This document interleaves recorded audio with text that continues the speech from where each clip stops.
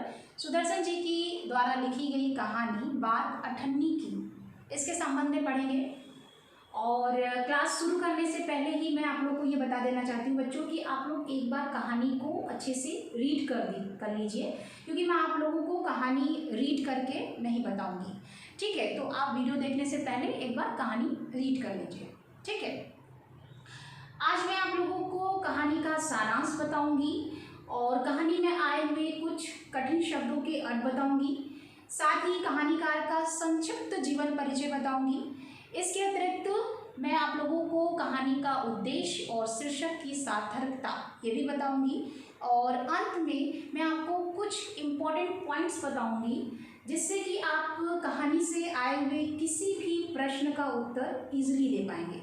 ठीक है, तो सबसे पहले हम लोग स्टार्ट करते हैं कहानीकार के जीवन परिचय से।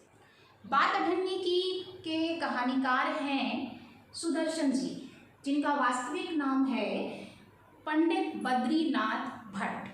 ठीक है, और इनका जन्म सियालकोट में 1895 ईस्वी में हुआ था, जो कि वर्तमान पाकिस्तान में है। ठीक है, तो यहाँ आपका जीवन परिचय हो गया, जन्म हो गया 1895 सियालकोट।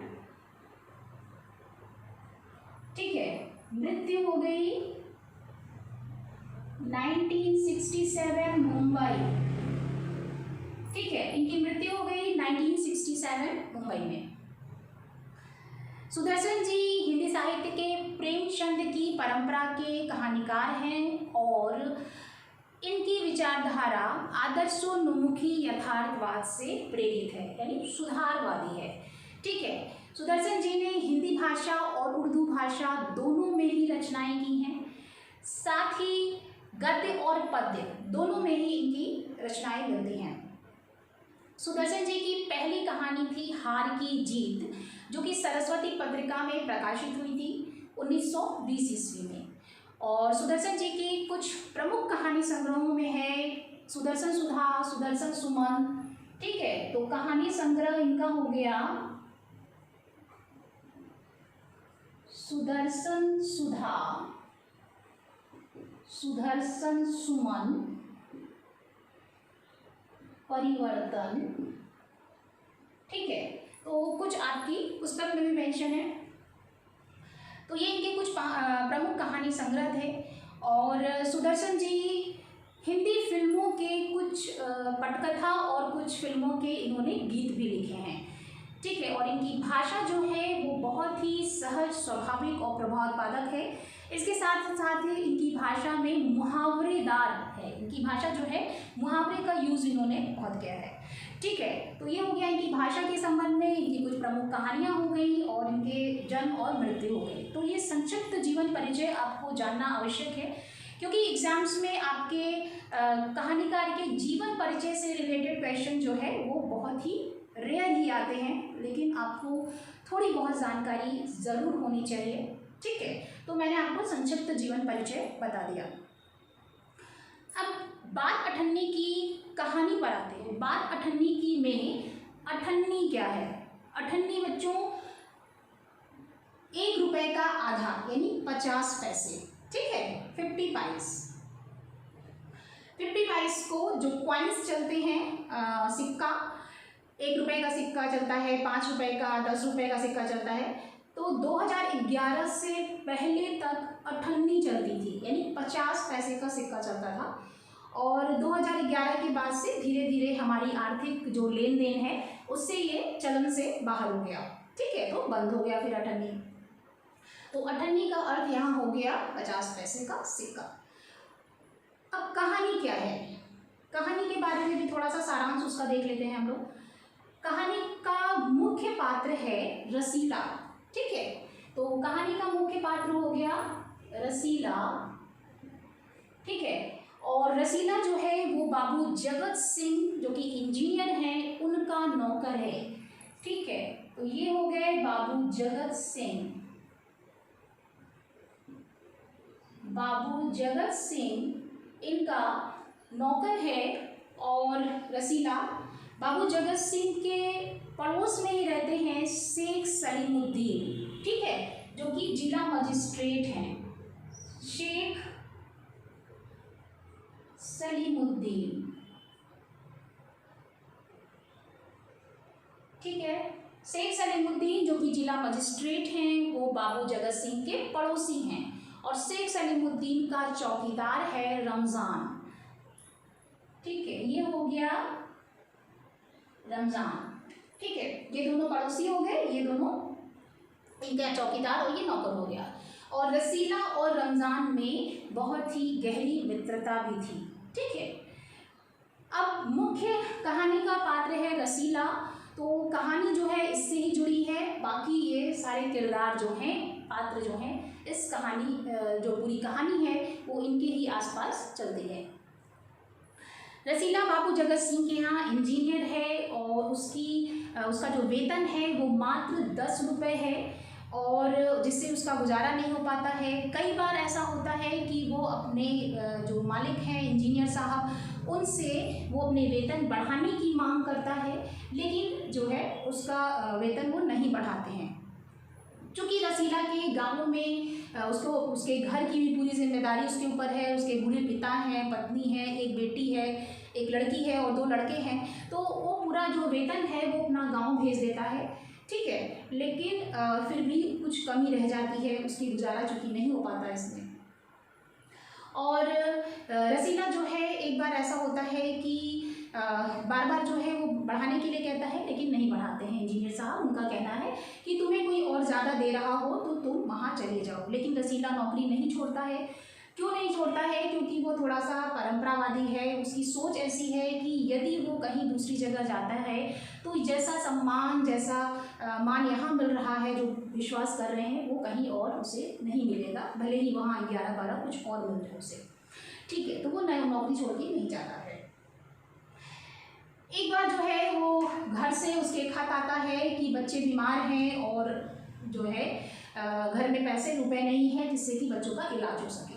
तो वो बहुत ही उदास होता है और वो अपने मालिक से भी पेशगी मांगता है कि पहले से कुछ पैसे दे दीजिए ताकि मैं बच्चों के इलाज के लिए पैसे भेज सकूं। लेकिन इंजीनियर बाबू साहब मना कर देते हैं, वो पैसा नहीं देते हैं उसे। और चूँकि ये बात जब वो रमज़ान से उसकी बात होती है, वो उदास रहता है, तो रमज़ान के पूछने पर जब वो सारी बातें बताता है, तो चूँकि यहाँ पे क्या है, रमज़ान और रसीला दोनों हैं, अच्छे मित्र हैं, इसलिए जो है रमज़ान को जब ये बात पता चलती है तो वो कुछ रुपए जो है रसीला को देता है कि वो बच्चों के इलाज के लिए वो गाँव पे भेज दे, ठीक है। तो रसीला क्या करता है कि वो जो पैसे हैं वो गांव भेज देता है, बच्चे जो है उसके स्वस्थ हो जाते हैं, उनका इलाज हो जाता है, और रसीला जो है वो धीरे धीरे रमज़ान का जो कर्ज है उसे उतार देता है, ठीक है। उतारने का पूरा प्रयास करता है धीरे धीरे, जबकि रमज़ान उससे पैसा मांगता नहीं है, लेकिन फिर भी वो उतारने का पूरा प्रयास करता है, और सिर्फ 8 आने जो है वो बचे रह जाते हैं, ठीक है। एक दिन क्या होता है कि बाबू जगत सिंह जो हैं वो कमरे में किसी से 500 रुपये के लेन देन की कुछ बातें कर रहे होते हैं। तो उन बातों को रसीला सुन लेता है और उसे ये समझ में आता है कि अंदर जो है कुछ रिश्वत की बातें हो रही हैं, और ये सारी बातें वो आकर के रमज़ान को बताता है। तो रमज़ान का कहना है कि यहाँ तो सिर्फ 500 की बातें हो रही हैं, यहाँ पर मेरे जो मालिक हैं शेख सलीमुद्दीन, वो तो बाबू जगत सिंह के भी गुरु हैं, वो अगर होते तो जो है उनकी जो वो भी मतलब कहने का कि वो भी रिश्वत लेते हैं और 1000 रुपये तक उनकी रिश्वतखोरी है, इस टाइप का, ठीक है। तो यानी कहने का तात्पर्य यहाँ पर ये बच्चों की दोनों जो हैं वो रिश्वतखोर हैं, बड़े भी उच्च पदों पर हैं। तो रसीला के मन में आता है कि यदि मैं इतने टाइम से मैं यहाँ पे नौकरी कर रहा हूँ, यदि थोड़ा भी इधर उधर एक आना भी इधर उधर करता रहता तो आज मैं काफ़ी जो है पैसे जुटा चुका होता। और उसी समय ऐसा ही सोच रहा होता है, अचानक ही जो है जब बाबू जगत सिंह उससे कहते हैं कि जा कर के 5 रुपये की मिठाई ले आओ। रसीला क्या करता है, 4.5 रुपये की मिठाई लाता है और 50 पैसे जो है यानी 98 जो है वो रमज़ान को दे करके अपना कर्ज उतरा मान लेता है, यानी जो 8 आने बचे थे उसने उसको उतार दिया। बाबू जगत सिंह को मिठाई देख करके शक होता है कि ये मिठाई जो है वो 5 रुपए की नहीं है, और वो रसीला से पूछते हैं कि मिठाई कितने की है, तो वो बोलता है कि हाँ ये 5 रुपए की ही है। लेकिन फिर भी बाबू जगत सिंह को शक हो चुका होता है और उसे वो धमकी देते हैं, तेज आवाज़ में उससे बोलते हैं, एक मुँह पे एक तमाचा भी मार देते हैं और उसे हलवाई के पास ले जा करके पूछताछ करने की धमकी देते हैं। तो रसीला डर जाता है और उसके बाद वो अपना अपराध स्वीकार कर लेता है और उससे क्षमा मांगता है कि उसकी पहली गलती थी, उसे माफ़ कर दें। लेकिन बाबू जगत सिंह ऐसा नहीं करते हैं, उसे पुलिस थाने ले जाते हैं और एक सिपाही के हाथ में 5 रुपए का नोट दे करके 5 रुपए दे करके उससे कहते हैं कि इससे सब कुछ उगलवा लेना, अपराध स्वीकार करवा लेना। ठीक है। अगले दिन जो है रसीला का जो ये पूरा मुकदमा है वो शेख सलीमुद्दीन की कचहरी में पेश होता है। शेख सलीमुद्दीन जिला मजिस्ट्रेट हैं, तो इनकी कचहरी में पेश होता है मुकदमा। और शेख सलीमुद्दीन जो हैं वो रसीला को 98 की चोरी के लिए 6 महीने की सज़ा सुनाते हैं। और सज़ा सुन करके यानी मुकदमे का निर्णय सुन करके रमज़ान को बहुत गुस्सा आता है। उसकी क्या कहते हैं, वो गुस्से में ऐसा बोलता है कि ये न्याय नगरी नहीं है, अंधेर नगरी है। ठीक है। तो रमज़ान को बहुत गुस्सा आता है और रमज़ान जो है ऐसा कहता है गुस्से में भी कि जो बड़े बड़े चोर हैं 1500 के, वो नरम गद्दों पे सो रहे हैं और जो मात्र 98 का चोर है वो जेल की तंग कोठरी में पश्चाताप कर रहा है। तो कहानी यहीं खत्म हो जाती है। अब हम लोग कहानी में आए हुए कुछ कठिन शब्दों के अर्थ देख लेते हैं। तो बात अठन्नी की कहानी में पहला कठिन शब्द है वेतन और तनख्वाह। ये दोनों ही शब्द आए हुए हैं, वेतन और तनख्वाह। ठीक है। तो इन दोनों ही शब्दों का अर्थ होता है आय या फिर सैलरी। ठीक है। दूसरा है गुजारा। गुजारा का अर्थ होता है निर्वाह करना या फिर सरवाइव करना। सौगंध, सौगंध है यानी कसम। सौगंध का अर्थ हो गया कसम। खत, खत यानी लेटर, पत्र। और फिर है आंखें भर आना। आंखें भर आना का अर्थ होता है आंखों में आंसू होना या दुखी होना। आंखों में आंसू आना। ठीक है। ये एक मुहावरा है। फिर है पेशगी। पेशगी का अर्थ होता है पहले से दिया गया धन। पहले से दिया गया धन। ठीक है। फिर है ऋण। ऋण का अर्थ होता है उधार या कर्ज। ऋण का अर्थ हो गया उधार या कर्ज या फिर लोन। ठीक है। फिर है आंख न उठा पाना। आंख न उठा पाना यानी लज्जित होना। ये भी एक मुहावरा है। ठीक है। ये भी एक मुहावरा हो गया। फिर है रंग उड़ना। रंग उड़ जाना यानी घबरा जाना। ये भी एक मुहावरा है। रंग उड़ जाना यानी घबरा जाना। ठीक है। फिर है आपका हुजूर। हुजूर का अर्थ होता है मालिक। हुजूर का अर्थ हो गया मालिक। और फिर है निर्दयता यानी कठोरता। निर्दयता, कठोरता या फिर निष्ठुरता भी कह सकते हैं, जिसमें मर ना हो। लातों के भूत बातों से नहीं मानते। ये एक कहावत है। लातों के भूत बातों से नहीं मानते। इसका अर्थ होता है दुष्ट व्यक्ति समझाने बुझाने से नहीं मानता। ठीक है।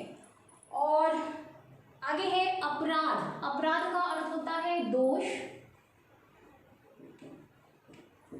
या फिर जुर्म या फिर क्राइम कह सकते हैं इसको, ठीक है इंग्लिश में। रिश्वत, रिश्वत का अर्थ होता है घूस।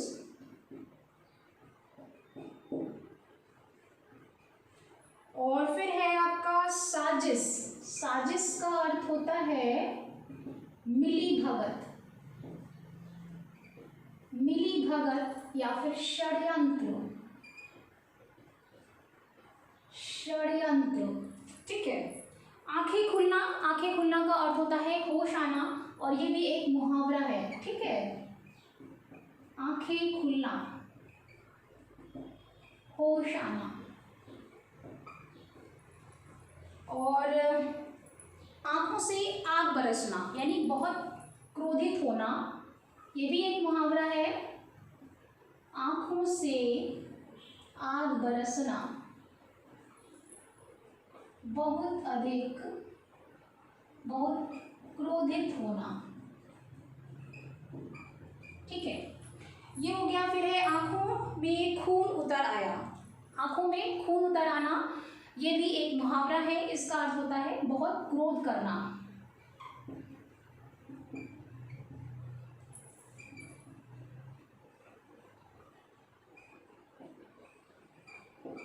बहुत क्रोध करना, ठीक है। तो ये कुछ कठिन शब्द थे बच्चों आपके पुस्तक में। और ये चूंकि जितने भी शब्द मैंने आपको बताए वो आपको मैंने कहानी को अच्छे से समझने के लिए बताए हैं, क्योंकि एग्जाम्स में इस कठिन शब्दों के अर्थ आपको नहीं लिखने के लिए आएंगे, लेकिन कहानी आपको अच्छे से समझ में आए, इसलिए मैंने कुछ जो कठिन शब्द थे उनके अर्थ मैंने आपको बता दिए। ये हो गया कठिन शब्दों के अर्थ। अब हम लोग आते हैं कहानी के उद्देश्य पर, ठीक है। तो कहानी का उद्देश्य क्या है? कहानी का उद्देश्य है कहानी में समाज में व्याप्त असमानता और न्याय व्यवस्था पर करारा व्यंग किया गया है। उच्च पदों पर आसीन प्रतिष्ठित लोगों की रिश्वतखोरी का सजीव चित्रण किया गया है।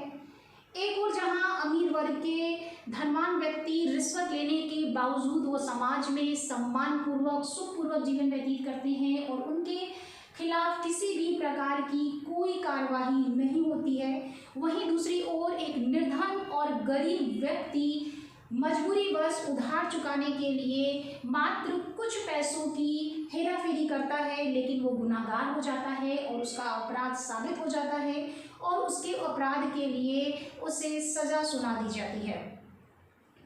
तो ये न्याय व्यवस्था पर व्यंग था। साथ ही समाज में ऐसे व्यक्ति जैसे कि बाबू जगत सिंह थे, उनकी हृदयहीनता का चित्रण किया गया है और रमज़ान जैसे निर्धन और निम्न वर्ग के व्यक्ति की मानवता, उसकी दयालुता का वर्णन किया गया है।